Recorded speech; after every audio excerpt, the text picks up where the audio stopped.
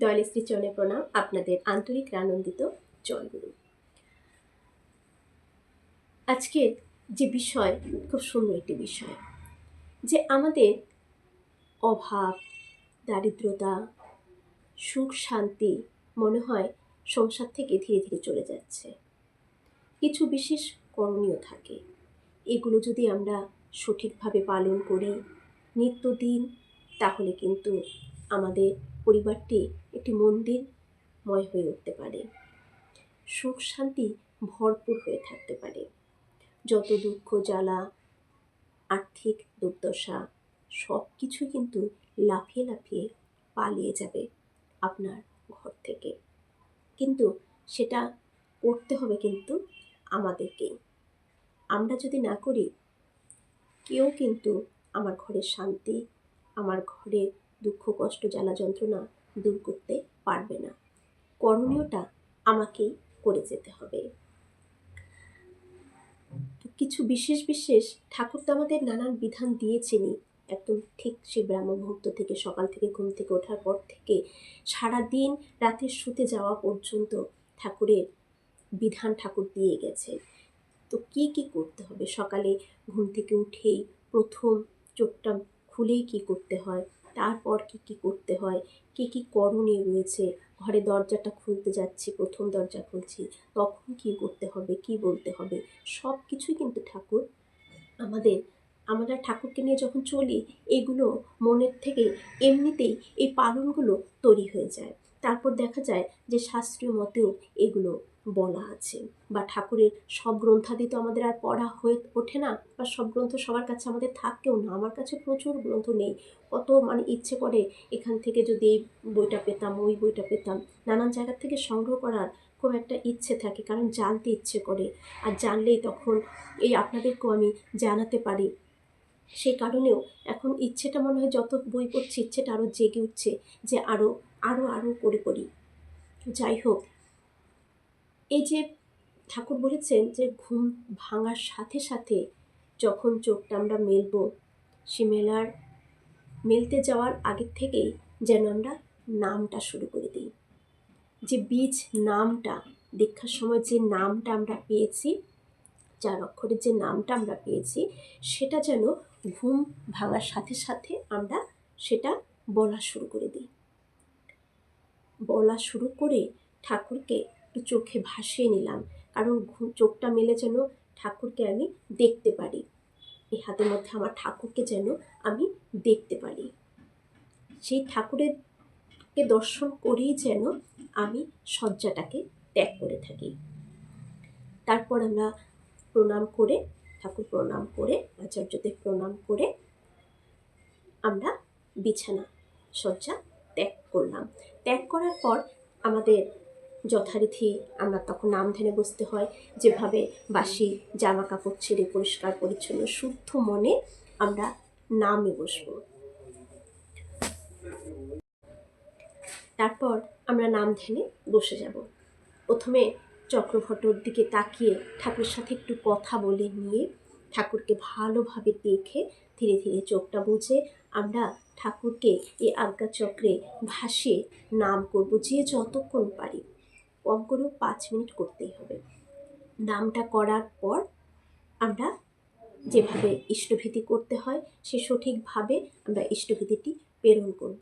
প্রেরণের সময় যা বলতে হয় সেটা যেন মন থেকে ঠাকুরকে বলি। ঠাকুরকে নিবেদনের সময় ঠাকুরকে যখন ইষ্টভীতিটা দেব, সেটা যেন আকুলভাবে ঠাকুরকে সেই ইষ্টভীতিটা দিয়ে থাকি।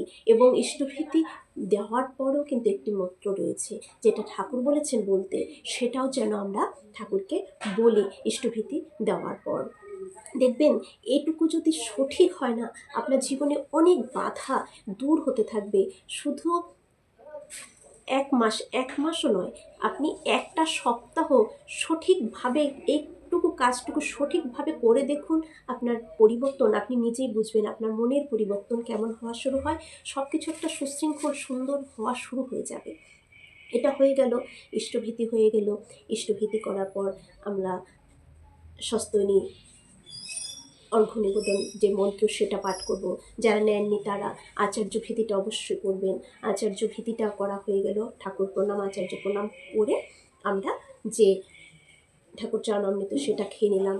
তারপর যখন আমরা ঘরে দরজাটা খুলতে যাব, তখন যেন এভাবে তিনটে তালি দিয়ে ঠাকুরকে স্মরণ করে সে বীজ নামটা করতে করতে যে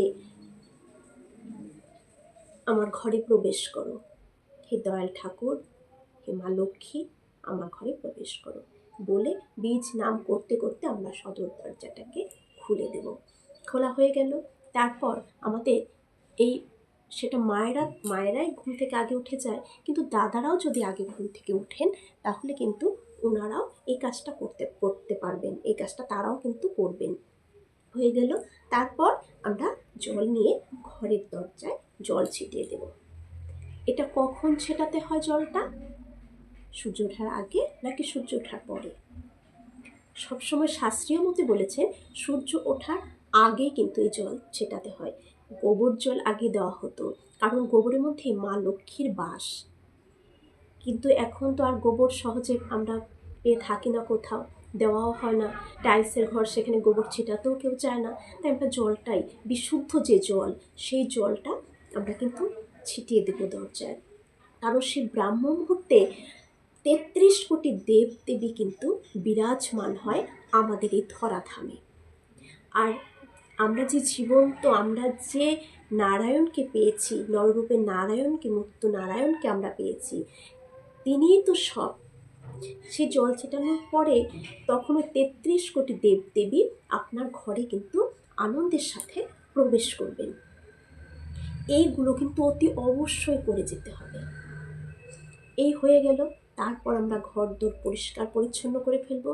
মা লক্ষ্মী আনন্দে, মা লক্ষ্মী যেখানে নারায়ণকে আমি আশ্রয় দেব, নারায়ণকে আমার ঘরে স্থান দেব, আমার অন্তরে স্থান দেব। আমি যদি আমার এই অন্তর মন্দিরে যদি আমার নারায়ণকে স্থান দিয়ে থাকি, মা লক্ষ্মী কিন্তু আনন্দে বরণডালা সাজিয়ে নিজেই পদার্পণ করবে আমার গৃহে, আমার অন্তরে। এটা কিন্তু করবেন। কারণ যেখানে স্বামীকে যে ভালোবাসে, তার স্ত্রী কিন্তু সেখানে দেখবেন, কেউ যদি আপনার স্বামীর নামে নিন্দা করে, আপনি কিন্তু সেখানে ঘেঁষতে চাইবেন না, তার সাথে মিশতে চাইবেন না, ভালো লাগবে না আপনার কাউকে যে স্বামীকে ভালোবাসে। আর যেখানে আপনার স্বামীকে সবাই সম্মান করবে, সেখানে আপনিও কিন্তু যে না, আমার স্বামীকে এতটুকু সম্মান করে, সে বাড়িতে আমাকে যেতেই হবে, এমন একটা আমাদের ভাব হয়। ঠিক তেমনি যদি আমরা নারায়ণকে সন্তুষ্ট করি, নারায়ণকে খুশি রাখি, মা লক্ষ্মী কিন্তু আপনি থেকেই আমার ঘরে আসবেন। আর আমরা জানি মা লক্ষ্মী মানে ধন সম্পত্তি, সুখ শান্তি, সব কিছুই মা লক্ষ্মীর কাছে রয়েছে। তাহলে মা লক্ষ্মীকে যদি আমার ঘরে আহ্বান করতে চাই, তাহলে কিন্তু নারায়ণকে আগে সন্তুষ্ট করতেই হবে। আর আমরা পেয়ে গেছি অনেক ভাগ্য করে আমাদের সদ্গুরু রূপে স্বয়ং নারায়ণকে, যিনি পুরুষোত্তম শ্রী শ্রী ঠাকুরকে পেয়েছি সদ্গুরু রূপে। আর তিনি যে বিধানগুলো আমাদের সকাল থেকে দিয়েছেন, প্রত্যেকটা বিধান যদি আমরা সঠিকভাবে পালন করি, এই বিধানগুলোর মধ্য দিয়েই কিন্তু তাকে সন্তুষ্ট করা হয়। আপনারা করে দেখুন সঠিকভাবে, নিজের জীবনের পরিবর্তন আপনারা নিজেরাই কিন্তু বুঝতে পারবেন, কারো বলতে হবে না, নিজেই বুঝতে পারবেন যে কতটা সুন্দর নিজে হচ্ছেন, কতটা সুন্দর আপনার পরিবার হওয়া শুরু হয়েছে, কতটা সচ্ছলতার মধ্য দিয়ে আপনারা দিন কাটাচ্ছেন, বা কতটা জীবনের বাধাগুলো দূর হতে শুরু করেছে। কিন্তু ঠাকুর যেভাবে বলেছেন সেইভাবে, সেখানে আমাদের বুদ্ধি খাটালে কিন্তু হবে না। আমরা অনেক সময় বলে থাকি যে আমি তো করছি, কোথায়, আমার তো কিছুই হচ্ছে না। কিভাবে হবে? ঠাকুর যেভাবে বলেছেন সেভাবে কি করছি? আচার্যদের যেভাবে বলছেন সেভাবে কি করছি? তা তো করছি না, নিজের মতন করে করছি। তাহলে নিজের মতন করে করলে কি হবে? একটা অঙ্কের নিয়ম এরকম, কিন্তু আমি বলবো না, ওটা আমার কঠিন মনে হয়, ওটা আমার সম্ভব নয়, আমি আমার নিজের মতন করে দিই। তাহলে কি সেই অঙ্কটা সঠিক হবে? সেখান থেকে কখনো সেই স্যার কি সে অঙ্কে আমাকে কখনো নাম্বার দেবে? দেবে না, ওটা কেটেই দেবে। ঠিক জীবনটাও তো এমন। আর আমরা আমাদের একটা ছোট ছোট বিষয়ের জন্য টিচারকে দিতে হয়। তাহলে এই একটা ছোট, এই জীবনটা তো একটা ছোট না, বিশাল জীবন। এর থেকে এই জীবনটা এলোমেলো হয়ে গেলে সব কিছুই এলোমেলো। তার জন্য টিচারের প্রয়োজন আছে না? তার জন্য কিন্তু ছোট থেকে সদ্গুরুর সান্নিধ্য লাভ করতে হয়, সদ্গুরুর সঙ্গে যুক্ত করতে হয়। সে ভাবনায় যদি চালিত করে দিতে পারে সন্তানদের, তাদেরও সংসারটা সুন্দর হয়ে উঠবে, তাদের সংসারটা মধুময় হয়ে উঠবে, তাদেরও আর্থিক দুর্দশা কখনোই থাকবে না। মা লক্ষ্মী তার ঘরে বিরাজ করবে। মা লক্ষ্মীর যতগুলো গুণ রয়েছে সব গুণ নিয়ে সেই ঘরে কিন্তু বিরাজ করবে। তাই এইগুলো অতি অবশ্যই করবেন। আর ঘরে যে আমাদের বাবা মা রয়েছে, বাবা মাকে কিন্তু ভালোবাসতে হবে। আমি যদি আমার বাবা মাকে ভালো না বাসি, তাহলে কিন্তু মা লক্ষ্মী বলুন, মা নারায়ণ বলুন, কেউ খুশি হবেন না। যতই পুজো করি, যত কিছুই করি, তিনি কিন্তু বিদায় নেবেন। এবং যে শনিদেবের কুপ্রভাব আমরা ভয় পেয়ে থাকি, সে শনিদেব কিন্তু আমাদের আঁকড়ে ধরবেন, চেপে ধরবেন। শনি গ্রহ থেকে আমরা কিন্তু তাহলে আর রেহাই পাবো না। শনি গ্রহ থেকে যদি, শনিদেবের কাছে থেকে যদি ভালো কিছু, কারণ শনিদেব চাইলে কিন্তু আপনাকে আকাশচুম্বী আপনার জীবনটা করে দিতে পারে, আবার ধূলিসাৎও করে দিতে পারে, কারণ তিনি কর্মদেবতা। আপনি যেমন কর্ম করবেন তার উপর কিন্তু তিনি দিয়ে থাকেন। তাই আপনি যদি ভালো করেন তাহলে শনিদেব খুশি হয়ে আপনাকে সব ঢেলে দেবে। আর যদি খারাপ করেন তাহলে কিন্তু ফল খারাপই হবে। যেমন কর্ম তেমন ফল, এটা আমরা সবাই কিন্তু কম বেশি হলেও জানি। তাই এই ছোট ছোট জিনিসগুলোকে একদম সঠিকভাবে যদি পালন করেন, দেখবেন জীবনটা কতটা সুন্দর হবে। তাই শনিদেবকে যদি, শনিদেব কুপ্রভাব যদি আপনার সংসারে না ডাকতে চান, তাহলে ঘরের পিতামাতাকে শ্রদ্ধা করুন, ভালোবাসুন। তাদেরকে শ্রদ্ধা না করলে কিন্তু কোনো দেবদেবী খুশি হবেন না।